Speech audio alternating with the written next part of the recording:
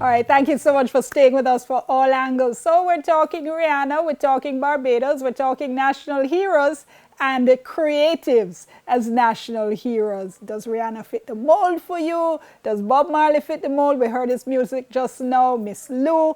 That's a conversation we've been having here in Jamaica for years now, and Barbados has simply seemingly hopscotched over us, gone ahead and done their thing. Want your views on it? So do WhatsApp me. It's 3810082. That's 876-381-0072. Give us your first name. Give us your general location as well. So let me start with Sade Gemot, an attorney at law and business coach who is in Barbados. Sonia Stanley Naya with us as well, director of the Institute of Caribbean Studies at the UWI Mona. So, Ms. Gemot, let me ask you, we heard Ambassador Commission there basically saying, well, for him, a national hero is somebody who changes the course of history, who, went through great sacrifice and struggle. So for him, Rihanna doesn't really fit the bill. Tell me, what do you think?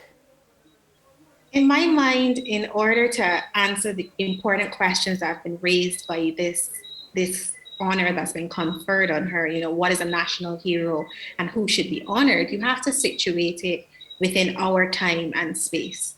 So in 2021, the battles that were fought in the times of our other national heroes, in the 1930s, in the 60s, we've already won those battles or they have evolved and we're fighting them on different frontiers. So whether that's gender in the boardroom, climate change in international organizations, or even more covert forms of racism that manifest in terms of representation or lack thereof, I think we have to make room for an expanded understanding of hero, and the criteria is clear. There are 3 limbs in Barbados under which you can be a hero, and she clearly falls under the second limb in our act. So I think it's good. It's good. Give people their flowers while they're alive. And I think it's good for Caribbean people to see creatives being honored and honored at that, at the highest level possible. Dr. Stanley Naya, let me ask you, in relation to Rihanna, first of all, what do you think? I agree with all of what has been said previously, and I want to add my spin to it. First of all, thank you for having me. And I want to just make a correction. I'm the former director of the Institute of Caribbean Studies at the University of the West Indies. My bad, I should have known that. My apologies. Yes. So, one of the things that we have not been discussing in this time around this honor is that there are so many creatives across the Caribbean who have put various countries on the map who have not been honored. And I think it goes all the way back to the kind of stigma that is attached to the creative forms, the music in particular. And I can speak about Jamaica, the way in which, reggae music, dancehall music, the persons who have been the stalwarts, the creators, the perpetuators of those forms have not really been given the kind of honor. And of course, we can, talk about the quintessential Bob Marley. And I think this is the same challenge that we're having around the designation of Rihanna as national hero of Barbados. People see her as a pop and fashion icon. Okay, yes, she's one of the most influential to have graced the 2000s in terms of her art. She is one of the, richest women in music in the world. And of course, Rihanna has been shining like a diamond from the moment she was discovered and signed to a record label. She now has at least 5 income streams. She has brought a lot of attention to Barbados. The work that she's been doing is one that is creative work. And I think that our task in the 21st century has got to be the valuing of creative work. And not only that, she is also a woman giving back a lot of resources through charity. So she's not just bringing attention based on her art, she's also bringing attention based on the charitable work that she has done across the world. We know about the Met Gala. Many of us in the Caribbean know about the Met Gala because of Rihanna. And of course, her own foundation. And I think that's outstanding service to the country. You have to think about whether it is there are folk heroes or folk heroines of our time. And I can think in particular of Miss Lou in Jamaica, the ways in which she brought honor to our nation language. Bob Marley, in terms of the honor, the popularity, the kind of love that people have for Bob Marley. In many countries, holidays designated to Bob Marley, statues erected in his honor.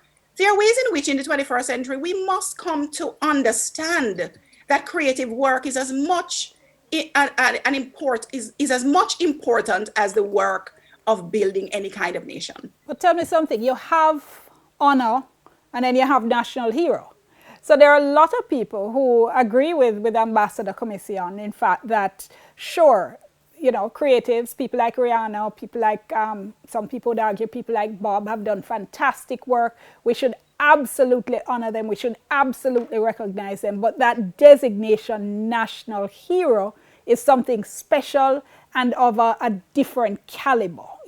Creatives don't fit into that. It's nation builders. It's people who lie down in a road and make tank roll over them. It's people who take bullets for their people. Those are national heroes. Well, unfortunately, Dion, we are not living in those times anymore, though. And if you think about the kind of wars we're fighting now, these are wars of the mind. If you think about, when great thinkers in the Caribbean, such as Erna Broadbent and Kamau Brathwaite, reminded us that the task of emancipation is yet incomplete. And as we frolic in Babylon, as the Rastas would say, with a certain type of seduction inside the capitalist structures that keep many of us enslaved, those are the wars that we're fighting.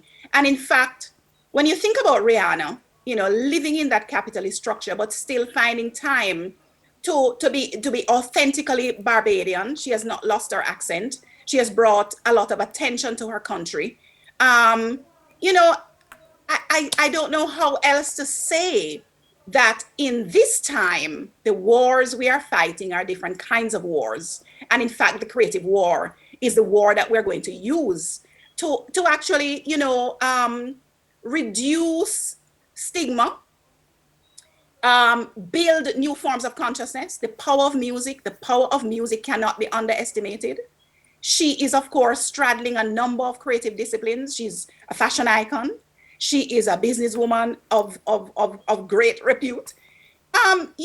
This is the 21st century. We're fighting different kinds of wars, and I think we have to redefine what we mean by a national hero. Or is it, and let me bring back Sade Jemot here, is it that perhaps maybe then, given that, as you both have said, we're no longer fighting those kinds of wars. We're no longer fighting the British and the Spaniards and whoever it is. Should it then that the roles of national hero be closed? And we look to other designations for people who are achieving. No, absolutely not. I think, first things first, representation matters.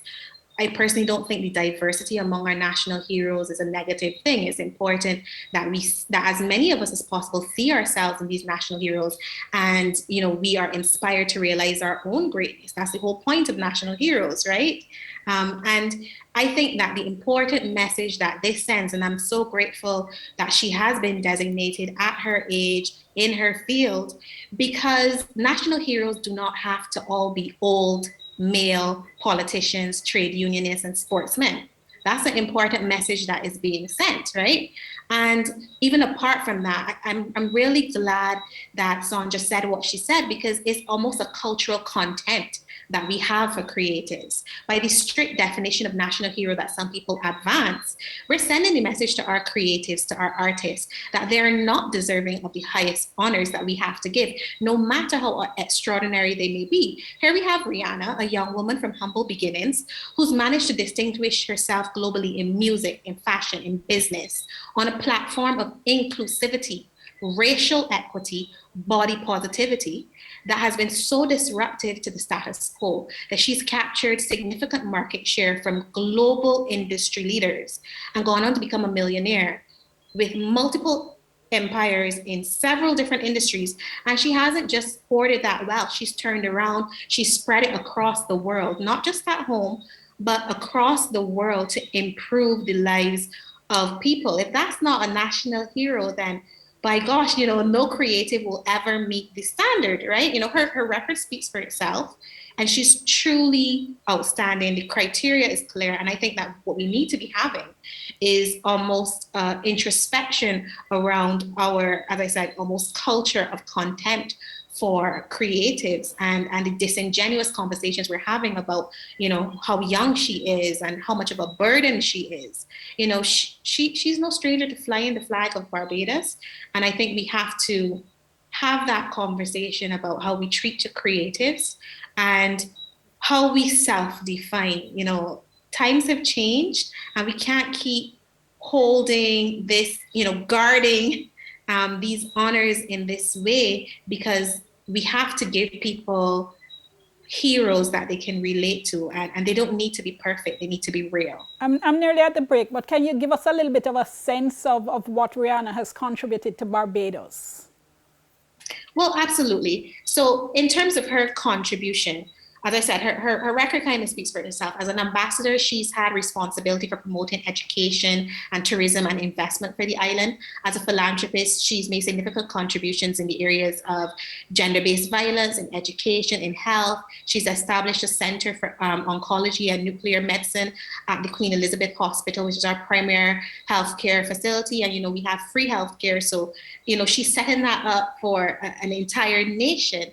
And most recently, she would have donated life-saving ventilators in the height of the pandemic. Through her Clara Lionel Foundation, she's not only transformed lives in Barbados, but around the world with over 150 projects. So, and she's done that while still building empires that have been fundamentally premised on inclusion, equality, making space for LGBTQIA communities, for people of color, for women. She's just excellent, and we have to acknowledge that. Okay, let's go to the break. We'll come back right after the break. Remember, you can WhatsApp us. It's 3810072. That's 3810072. Give us your first name, give us your general location. We'll soon come.